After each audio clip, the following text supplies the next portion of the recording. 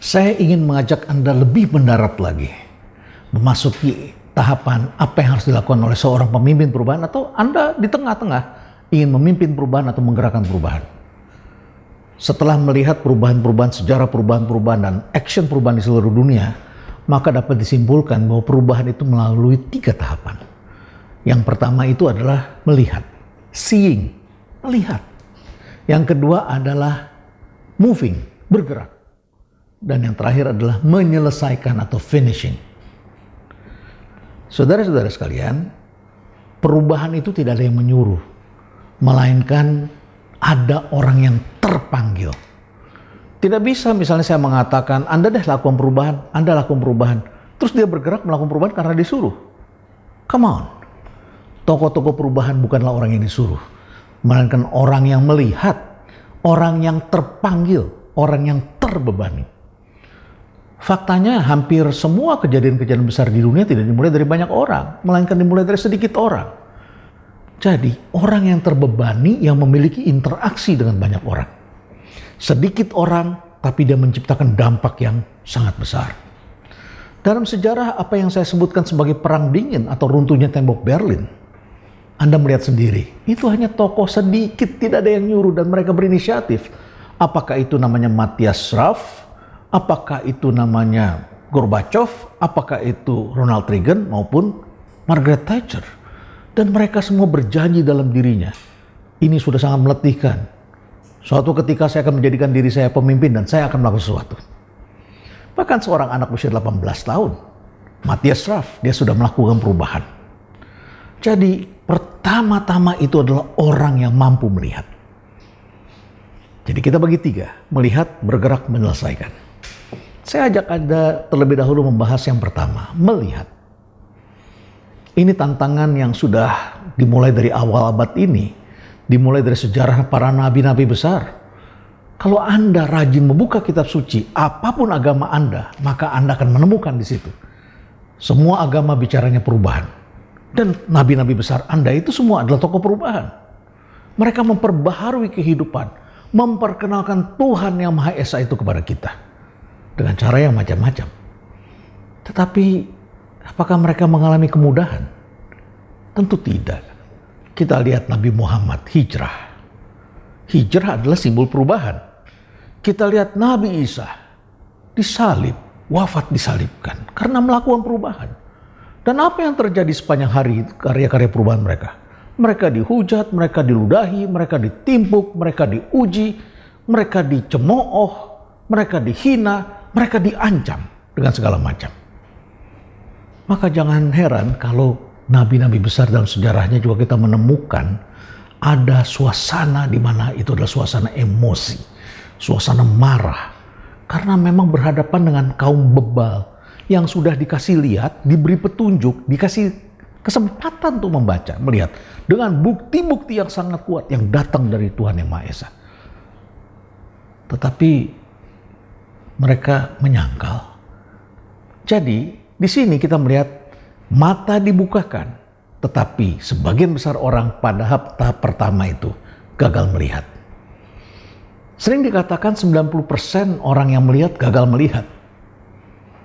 Orang-orang yang melihat gagal melihat.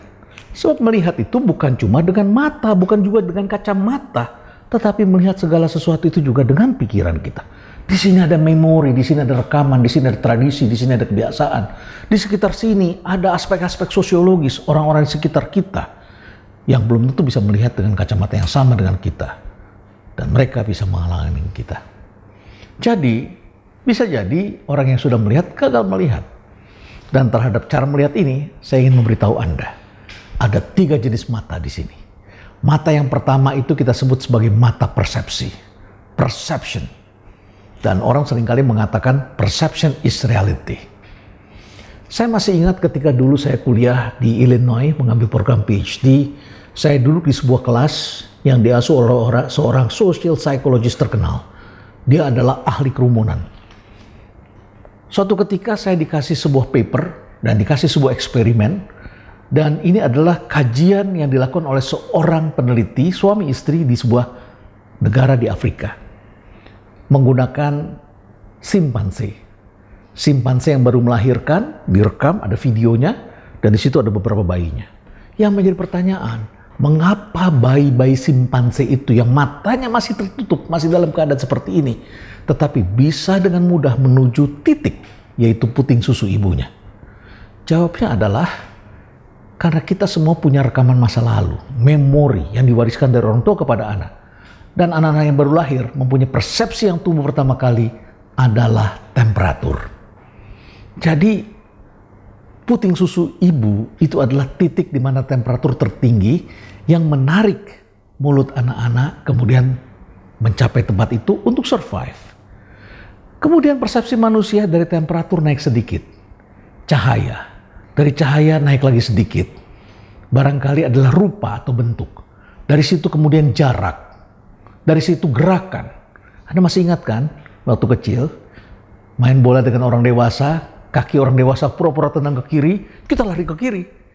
Padahal kemudian dia hanya pura-pura ke kiri, tiba-tiba kaki yang kanan itu kemudian berberak menembak ke sisi yang lain.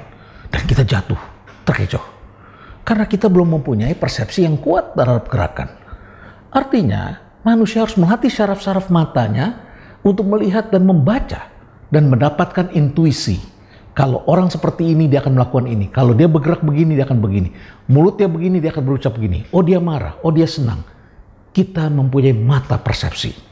Dan seringkali, persepsi itu hanya bisa melihat sesuatu yang terlihat. Mata persepsi. Kita mempunyai persepsi, ini orang baik, ini orang jahat.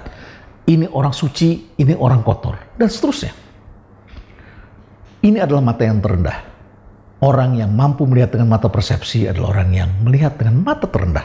Sama seperti para gubernur ketika kedatangan orang yang mengatakan akan investasi. Datang dengan pakaian jas yang mewah, mobil Rolls Royce, pakai supir yang hebat, kemudian menunjukkan saya punya tabungan sekian triliun, saya akan bantu Anda. Gubernur yang terkecoh, ini persepsinya masih mata persepsi. Barangkali itu sengaja digunakan oleh orang lain untuk mengelabuhi. Dunia ini kaya dengan upaya-upaya pengelabuhan. Mata yang kedua adalah disebut mata probability. Anda yang pernah kuliah tentu tahu bahwa ada ilmu yang namanya probability. Kemungkinan. Dulu kita diajarkan pakai dadu.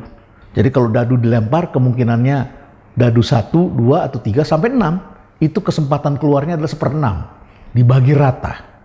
Jadi ada kemungkinan, ada 6 kemungkinan keluar mata dadu. 1, 2, 3, 4, 5, atau 6. Kemungkinan kita benar, tebakan kita hanya 1/6. Jadi kita menggunakan mata kemungkinan-kemungkinan untuk melihat realitas. Itu mata kedua. Seorang pemimpin yang melihat dengan mata probability, itu baru mempunyai keyakinan, barangkali bisa nih. Tetapi pemimpin perubahan harus memiliki mata yang ketiga, yaitu mata yang disebut sebagai possibility. Nothing is impossible. Segala sesuatu yang kelihatannya impossible, di mata dia itu bisa menjadi possible. Tidak ada yang impossible. Karena prinsipnya, pada setiap dinding selalu ada pintunya. Pada setiap kesulitan selalu ada kesempatan. Anda boleh mengatakan dengan cara yang berbeda. Ada yang mengatakan, ini bisa Pak, tapi susah. Tapi sebaliknya, orang yang memiliki mata possibility akan mengatakan, ya ini susah, tetapi bisa.